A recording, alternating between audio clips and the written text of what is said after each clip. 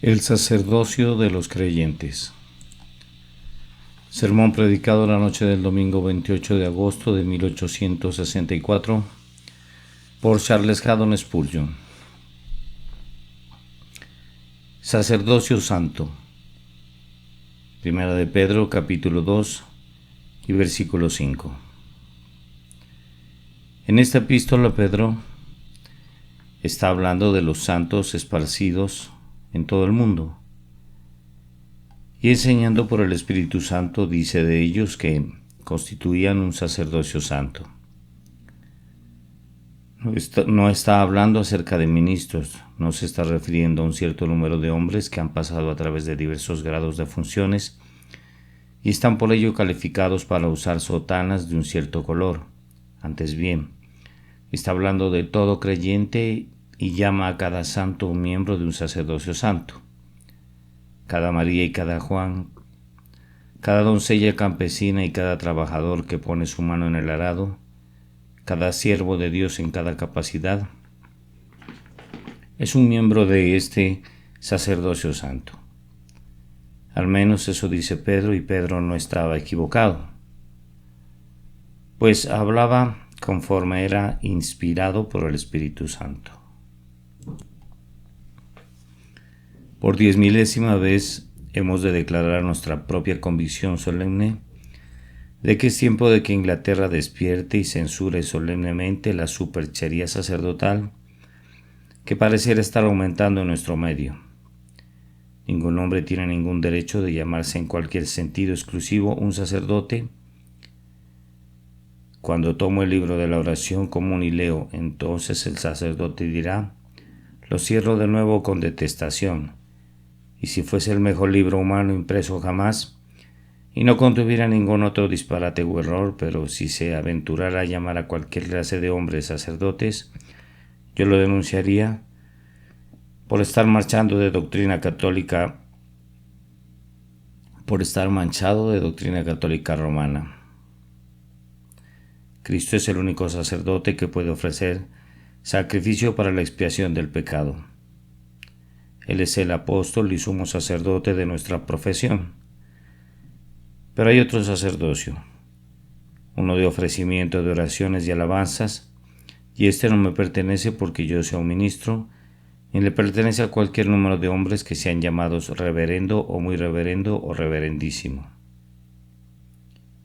sino que les pertenece de igual manera a ustedes y a todos los que por fe han creído en Jesucristo como el Salvador y Señor. Si un hombre es verdaderamente convertido a Dios, aunque sea escasamente capaz de leer su Biblia, es un sacerdote para él, porque tiene un nuevo corazón y un espíritu recto. Pudiera ser que aunque sea escasamente capaz de leer la Biblia, es un sacerdote para él, porque tiene un nuevo corazón y un espíritu recto. Pudiera ser que nunca suba a un púlpito ni que presida en alguna reunión de la iglesia, pero puede ser un sacerdote para Dios. Su único púlpito pudiera ser el taller de zapatero. Su única plataforma para dar testimonio de Cristo pudiera ser tras el mostrador o en la fábrica, pero a pesar de ello es un sacerdote. O si él llamara a una hermana para sí, debe estar callada en la reunión de la iglesia, pero ella pertenece al sacerdocio divino y sus oraciones y alabanzas ascenderán delante de Dios con la misma aceptación, por medio de Jesucristo, como si fuese una eminente teóloga o la más dotada de los santos. Todos los hijos de Dios son sacerdotes, y este es el cántico para todos los que están en el cielo y de todos los que están en la tierra, que son verdaderamente salvos. Nos hizo reyes y sacerdotes para Dios, y reinaremos por los siglos de los siglos. Ahora es sobre este tema del sacerdocio que deseo hablar en esta noche, y la forma en la que los sacerdotes eran consagrados bajo la ley es descrita para nosotros en el capítulo 8 de Levítico.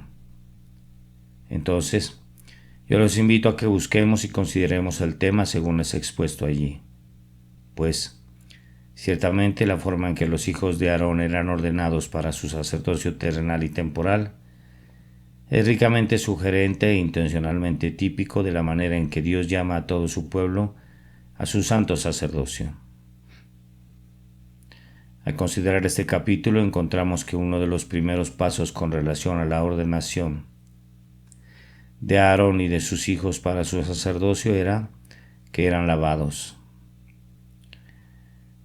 Leemos en Levítico 8:6: Entonces Moisés hizo acercarse a Aarón y a sus hijos y los lavó con agua. Ese era un lavatorio, pero varias veces en este capítulo encontramos que un segundo lavatorio era necesario para ellos, y ese era con sangre. En el versículo 2 encontramos que llevaron un becerro de la expiación y 2 carneros, y eran rociados con la sangre de uno de los carneros y con la sangre de la expiación para estar limpios delante de Dios. Esto enseña poderosamente que cada uno de nosotros que aspire a ser un sacerdote para Dios tiene que ser limpiado primero con una doble purificación. Que el agua y la sangre que fluyeron de su costado traspasado sean la doble cura del pecado, limpiándonos de su culpa y su poder. Si consideramos más detenidamente esta limpieza con sangre, vemos que Aarón y sus hijos ponían sus manos sobre el cordero y confesaban sus pecados. Entonces era inmolado el cordero, la sangre era rociada sobre el altar y sobre la fuente y sobre todos los utensilios del santuario, y después sobre Aarón y sus hijos. Cuán profunda instrucción tenemos aquí. Si somos sacerdotes de Dios, ponemos nuestra mano sobre Cristo, le aceptamos como nuestro sustituto y confiamos en esa sangre derramada para la remisión de los pecados. Él no aceptará ningún sacerdote en su santuario que no haya sido lavado con la sangre de Cristo. Mientras esto no se haya experimentado, todo servicio es una vana oblación que Él no puede aceptar. Acude al altar, confiesa tu pecado, ponlo sobre el Cordero de Dios y entonces, pero no hasta entonces, tú puedes ser un sacerdote santo. Además, los sacerdotes eran lavados también en agua posteriormente. En la primera ocasión eran lavados de la cabeza a los pies, pero en ocasiones posteriores, cuando iban al tabernáculo, solo necesitaban lavar sus manos y sus pies. Lo mismo sucede con nuestra vida cristiana. Por la aplicación de los méritos de nuestro Señor hecha por el Espíritu Santo, los creyentes son lavados completamente y no queda ni mancha ni arruga en su aceptación para con Él. Pero aunque un hombre pueda estar perfectamente limpio después de su baño, sus pies podrían ensuciarse cuando camina hacia su habitación y necesita lavarlos otra vez. Por eso ustedes y yo necesitamos orar. Perdónanos nuestras deudas, aunque todas ellas hayan sido perdonadas. Estamos lavados, pero la contaminación diaria exige una limpieza constante. Aunque todo verdadero cristiano ha sido limpiado, igual que Pedro lo fue, no debe decir, no me lavarás los pies jamás. Cuando Jesús viene por la palabra y el Espíritu que limpia, y se ciñe con la toalla y traerle brillo, tenemos que estar dispuestos a dejar que nos limpie. Es más, tenemos que rogarle que lave nuestros pies para que estemos enteramente limpios. En verdad necesitamos orar. Perdónanos nuestras deudas. No está en conflicto, es lo más mínimo, con la doctrina de una completa santificación o de una completa justificación. Cada uno de los sacerdotes era lavado y tenía un claro derecho de entrar en el santuario. No obstante, tenía que lavarse las manos y los pies cada vez que entraba. Así también nosotros estamos limpios. Dios nos acepta, somos sus hijos y no obstante, día a día, hemos de acudir a Él con la oración: Señor, límpiame de nuevo con la sangre del Redentor, purifícame por el lavatorio de agua de la palabra. Entonces, si viene la contaminación, puede ser comprobado su poder limpiador una y otra vez. Bien, amados, ¿hemos intentado alguna vez servir a Dios sin esta limpieza? Si así fuera, debemos arrepentirnos de nuestra justicia imaginaria, de la misma manera que debemos hacerlo de nuestros pecados, pues incluso nuestras justicias no son nada sino pecados, mientras no hayamos sido limpiados. ¿Anhelamos esta limpieza perfecta? La fuente está llena, la sangre y el agua tienen la misma eficacia que siempre han tenido. Si vuestros pecados fueren como la grana, como la nieve serán emblanquecidos. Si fueren rojos como el carmesí, vendrán a ser como blanca lana. Desciende y entra en este baño celestial.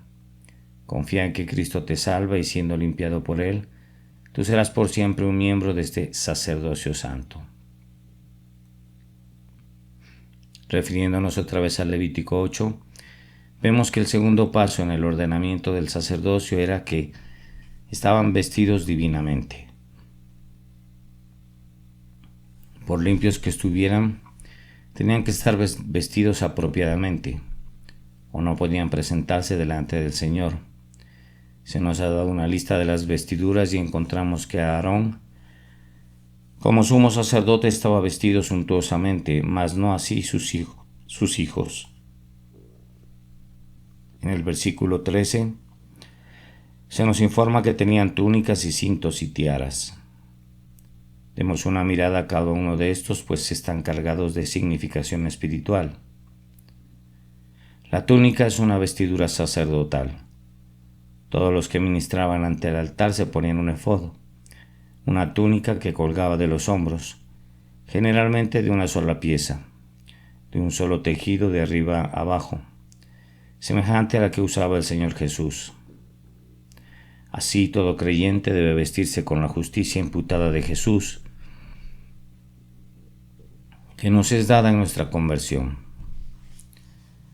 Él oficia como sumo sacerdote delante del trono vestido de lino blanco, y lo mismo hacen todos los santos.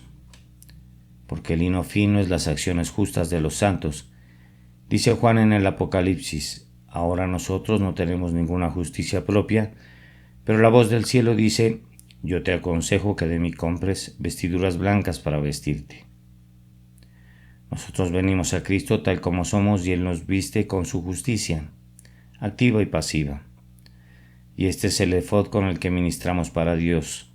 Con la justicia de nuestro Señor que nos viste, podemos presentarnos sin miedo delante del tremendo escrutinio de los ojos de Dios y ahora en el más allá sin temer. Osado estaré en aquel gran día, pues ¿quién me acusará de algo? Habiendo sido absuelto por tu sangre, de la maldición y vergüenza tremendas del pecado. Amado, ¿estás vestido de la justicia de tu Salvador?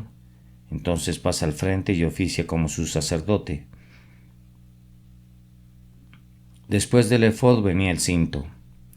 En el caso de Aarón, se nos informa que era un cinto de obra primorosa. Un cinto de obra muy primorosa.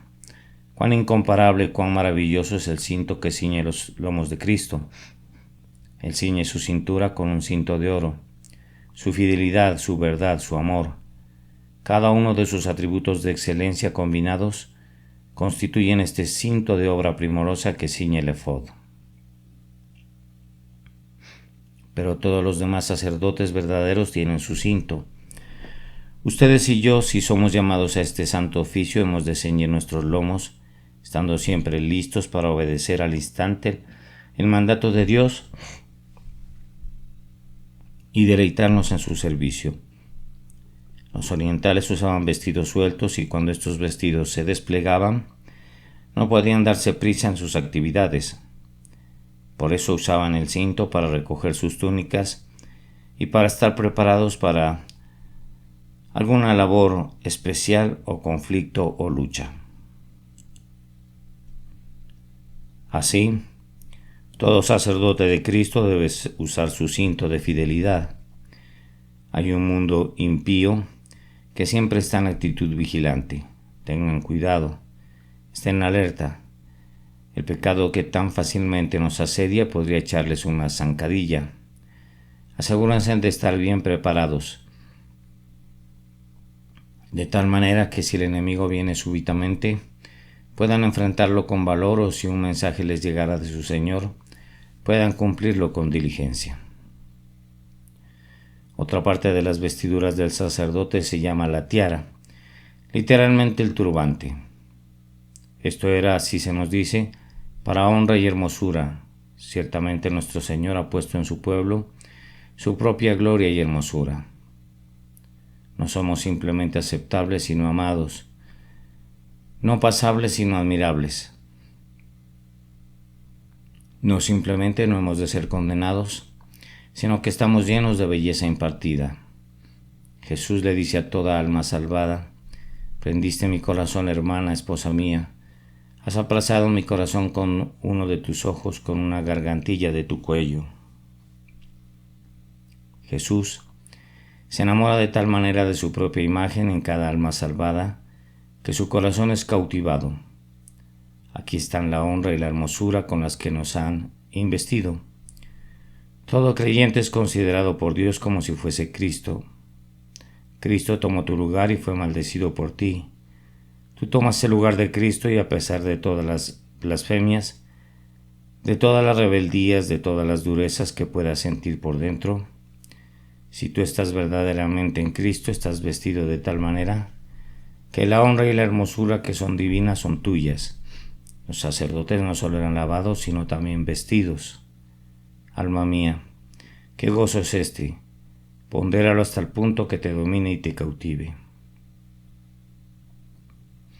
Después de ser lavados y vestidos, los sacerdotes procedían a ser ungidos. Esto es mencionado más de una vez.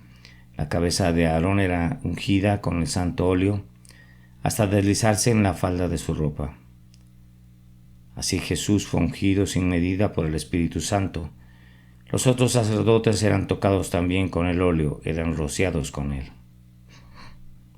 Y tú y yo, si hemos sido lavados y vestidos, todavía debemos ser ungidos. Hijo de Dios, ¿reconoces tú clara e intensamente tu necesidad de esta unción? Si he predicado sin el Espíritu Santo, he predicado en vano.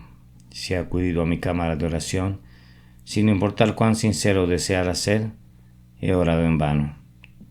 A menos que el Espíritu de Dios hubiera estado sobre mí, esta unión es la suprema necesidad del cristiano.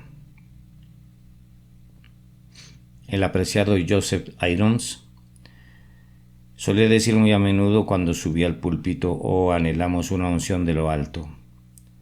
Maestro de la escuela dominical, tú eres un sacerdote y esta es tu gran necesidad, la unción. Ustedes que predican en las calles, ustedes que son intercesores en privado por Cristo, ustedes que buscan mostrar a Dios en su vida diaria, todos ustedes necesitan la unción. ¿Qué cosa no es imposible hacer cuando el Espíritu está en nosotros? ¿Y qué podríamos hacer si Él ocultara su presencia y poder? Como sacerdotes de Dios, podemos y debemos tener una unción cotidiana, un ungimiento del Santo. Después de esto, eran consagrados. Aquí he de extenderme más que sobre el punto anterior.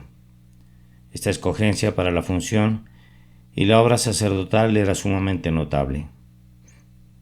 Encontramos que se tomaba sangre y que Moisés tocaba con ella a los sacerdotes según el versículo 24. Primero sobre el lóbulo de sus orejas derechas, sobre los pulgares de sus manos derechas y sobre los pulgares de sus pies derechos, y roció Moisés la sangre sobre el altar alrededor. Esta descripción es muy detallada y sugerente. Todo cristiano ha de ser consagrado a Dios con sangre en lo tocante a su oído. Esto es, tenemos que estar ávidos de oír la voz de Dios, ya sea en su palabra impresa o predicada. Bienaventurado el pueblo que sabe aclamarte. Ellos reconocen esa voz porque la sangre está sobre su oído. Hemos de oír la voz de Dios en la providencia. Cuando hay un ruido como de marcha por las copas de las balsameras, como David, hemos de movernos. Debemos estar dispuestos a oír incluso a la vara y a aquel que la ha determinado. Hay muchas voces que el oído santificado detecta, pero que el oído carnal no ha escuchado nunca. El hombre piadoso tiene admoniciones Admoniciones del Altísimo cuando el hombre natural no capta ningún susurro.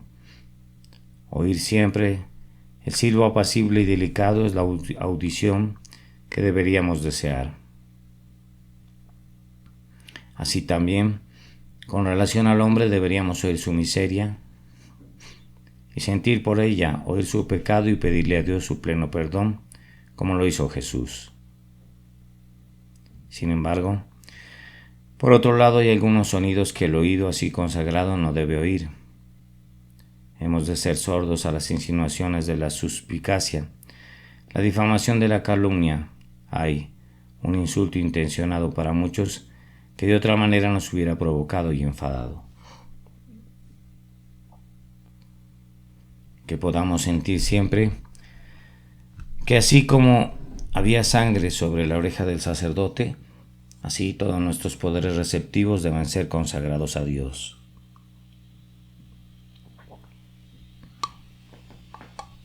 Si es así, he de sentir que hay algunos libros que no puedo leer, pues tengo sangre sobre mi oído. Hay algunas canciones que no me atrevo a escuchar, alguna plática en la que no me atrevo a participar, pues tengo un oído consagrado. He de usar eso para él, pues yo soy su sacerdote. Lo siguiente en el orden era el pulgar. Esto consagraba la mano. Y así como el oído simboliza nuestras facultades receptivas, así la mano representa nuestros poderes activos. Hay algunas cosas que no debemos tocar ni palpar. Hay algunas cosas que no podemos hacer, en las que no podemos tener parte. Es más, que no podemos ni siquiera palpar. Puesto que nuestra mano ha sido santificada con la sangre, todo lo que haga debe ser agradable a Dios. Yo sé que es un error común pensar que no puedes servir a Dios a menos que te subas a un púlpito o asistas a una reunión de oración. Tonterías. Tú puedes servir a Dios verdaderamente detrás del mostrador, y en el cuarto de trabajo puedes servir a Dios cuando cavas una zanja o recortas un vallado. Yo creo que Dios es servido con frecuencia por el sastre o el zapatero que están conscientes de su llamado. De la misma manera que es servido por obispos y arzobispos o por hombres de cualquier iglesia en el mundo. De cualquier manera, si tú no puedes servir a Dios en todo lo que haces, tienes la necesidad de pedir que se te enseñe el secreto de la vida cristiana, pues ese secreto es la consagración de todo a Jesucristo. Has de convertir tus vestidos en ornamentos, tus comidas en sacramentos, cada uno de tus días en un día santo, cada una de tus horas en un tiempo consagrado a Dios. Nuestra mano, con todas sus múltiples actividades, debe ser consagrada, marcada con sangre a Él. Después de esto seguía el pie.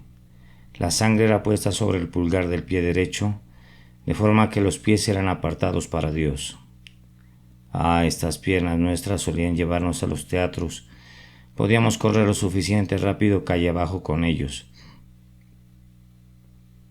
Yo recuerdo a un hombre que se quedaba en el pasillo durante largo tiempo. Decía que quería poner a servir a sus piernas. Él había servido con ellas al demonio durante tanto tiempo que esas piernas debían soportar ahora un poquito de incomodidad por su nuevo Señor y Maestro, Jesucristo. Yo conozco a unos cuantos que solían caminar muchos kilómetros para venir a la casa de Dios, 10 kilómetros. Yo solía decirles que era demasiado lejos. No era entonces demasiado lejos para ustedes, pero últimamente se ha vuelto demasiado lejos. El camino no se ha vuelto más largo, pero ustedes han retrocedido en lo tocante a su celo. Y cuando el celo declina, los kilómetros se vuelven tristemente largos. Pero yo he observado que cuando hombres y mujeres se encuentran en el debido estado mental, no importa cuánto deban caminar ni qué tengan que hacer por Cristo. El pie consagrado puede hacerlo gozosamente. Si yo tengo un pie consagrado, no he de permitirle que me lleve con malas compañías. Si alguien les dijera, puedes venir conmigo a tal y tal lugar, ustedes deben responder, no puedo. Tengo un pie que no irá y no puedo ir sin él. Y si alguien dijera, ¿cuál es el problema con tu pie?, responde, tengo un pie que tiene sangre sobre él. Dirán, qué extraño, no te entenderán. Pero si intentas explicarles que la sangre de tu Señor Jesucristo te compró a ti y también a tu pie, entonces entenderán que no puede ir a ninguna parte excepto donde Cristo quiere que vaya. Eso podría significar que tendrás que cambiar tu posición en la vida. Has de reubicarte y decidir a dónde irás. Toma esa decisión con base en el principio de que tienes un pie consagrado. No vayas donde no puedas oír la pura palabra de Dios. Un judío se enteró de un buen negocio que involucraba mucho dinero, pero que estaba en un lugar donde no había una sinagoga, y se enteró de otro negocio cerca de una sinagoga, pero que tenía poca actividad comercial, y siendo un judío piadoso, eligió el lugar con la sinagoga. Me temo que solo hay unos cuantos judíos que querrían hacer eso, y un igualmente escaso número de cristianos que piensen primero en la casa de Dios y en el oír el Evangelio. Es mejor tener una comida de hierbas y el Evangelio con ella que un novillo cebado y no escuchar la verdad de nuestro Señor Jesucristo. Al elegir su hogar, de hecho, en todo lo que concierne a su progreso en la vida, actúen como si tuviesen y como si supiesen que tienen un pie consagrado. Juntándolo todo, eso ciertamente nos enseña que un cristiano siempre y en todas partes y enteramente no se pertenece a sí mismo, sino que está consagrado a Cristo. No meramente para ser bautizado, para acercarse una vez al mes a la mesa del Señor, para tomar un asiento y sentarse de esta manera, dar la impresión de tener una mente celestial. Cualquier hipócrita puede hacer eso, pero la señal de un cristiano es ser tan honesto, recto, caritativo, amable, semejante a Cristo y santo, de tal manera que todos los que lo vean serán forzados a decir, ese hombre es distinto a los demás hombres. El secreto, aunque ellos pudieran no descubrirlo, es que mientras que otros hombres son solo hombres comunes y están ubicados donde el Padre Adán los dejó en la caída, este hombre ha sido hallado y ha sido hecho nuevo en Jesucristo, oreja, pulgar y pie, todos consagrados al servicio de Cristo. Recorriendo rápidamente el resto de este capítulo, Levítico 8, observamos que la consagración era muy meticulosa. Se hace mención de pan sin levadura. Esto enseña que un cristiano no ha de seguir la religión por motivos de honor, ganancia o fama. Nada de la levadura de la hipocresía o del mero formalismo deben ser tolerados. Debemos servir a Cristo por Cristo mismo y seguir a Dios porque nuestro corazón es recto para con Él. Además, la consagración es expuesta, aunque tengo poco tiempo para considerarlo, por las diferentes partes de la víctima que eran ofrecidas a Dios. Observarán que los sentimientos más profundos del cristiano deben estar con Dios, que las entrañas y la grosura de los riñones debían ser quemadas sobre el altar. Así, las emociones más ricas y más plenas de la mente y del corazón del cristiano deben pertenecerle a Dios, pues la grosura y el tuétano debían ser quemados también, y la mayor fuerza del cristiano debe ser la del Señor, pues la espaldilla derecha debía ser ofrecida como una ofrenda mecida, y luego tenía que ser consumida con fuego. Tenemos que dar a Dios nuestros más íntimos pensamientos, nuestras pasiones más profundas, nuestra mayor fuerza. Bienaventurado el hombre que tiene en ti sus fuerzas. Algunas personas pueden hablar lo suficientemente fuerte como para despertar a un pueblo cuando están en su negocio, pero cuando vienen a orar difícilmente pueden ser oídos. Pero yo quisiera que un cristiano nunca fuera un hombre tan completo o tan excelente como cuando está sirviendo a Dios. Den al mundo, si quieren, las sobras de su mente, de su alma y de su fortaleza, pero den a Dios su hombre entero, su vida interna y su vida externa, cada parte y poder y pasión llevados a su límite máximo y todo ello entregado a Él. Pero además, para concluir la consagración del cristiano ha de ser constante.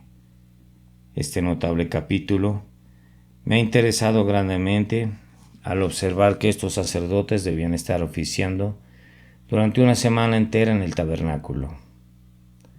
No debían abandonar su santo trabajo ni de día ni de noche. ¿Cómo encontraban la suficiente fortaleza, o si esto realmente incluía tiempos absolutamente necesarios de reposo? No podría decirlo. Pero dice que por 7 días debían servir sin interrupción tanto de día como de noche.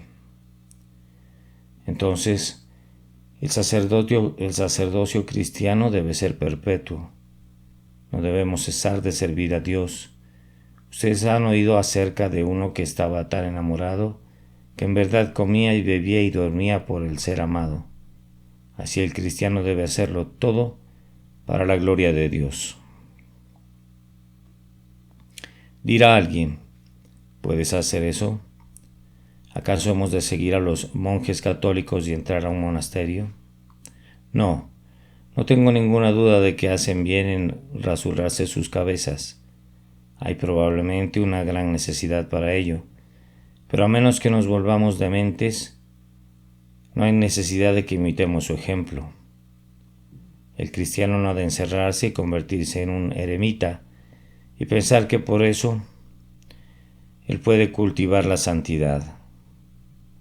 Esto es impiedad. La santidad cristiana es social, es la luz de la palabra, la sal de la tierra. Hemos de estar en el mundo. Aunque no hemos de ser del mundo, nuestro sacerdocio es ejercido en la calle, en el taller, en la familia y junto a la chimenea.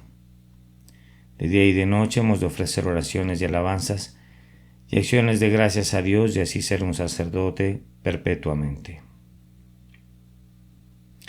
¿Pero de qué estoy hablando?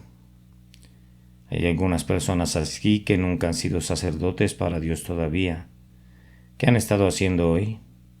Pues bien, incluso en el día de guardar de Dios no les sirven, sino que se sirven a ellas mismas. Vamos, amigo, Dios no ha cosechado nunca ni una solitaria espiga de tu campo. Ten cuidado, no sea que habiendo vivido para ti, mueras para ti, habiendo vivido sin Dios, mueras sin Dios, y descubras que es algo tremendo presentarse para ser juzgado sin un Salvador que sea tu ayudador o tu sacerdote intercesor. Yo no te digo nada a ti acerca de un sacerdote para Dios. Tú necesitas primero un sacerdote para ti mismo. No acudas a ningún hombre. Ningún hombre tiene poder para ayudarle a tu alma, excepto orar e interceder por ti.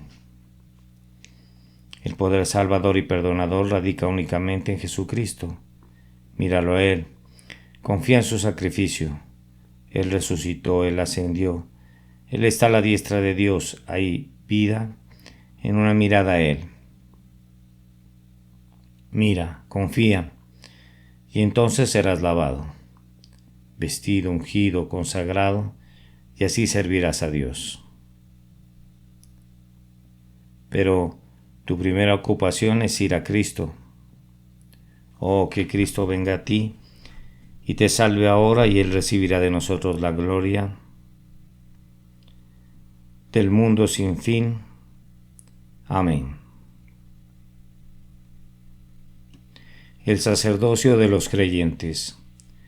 Sermón predicado la noche del domingo 28 de agosto de 1864 por Carlos Haddon Spurgeon en el Tabernáculo Metropolitano, Newington, Londres, y publicado el jueves 7 de septiembre de 1911.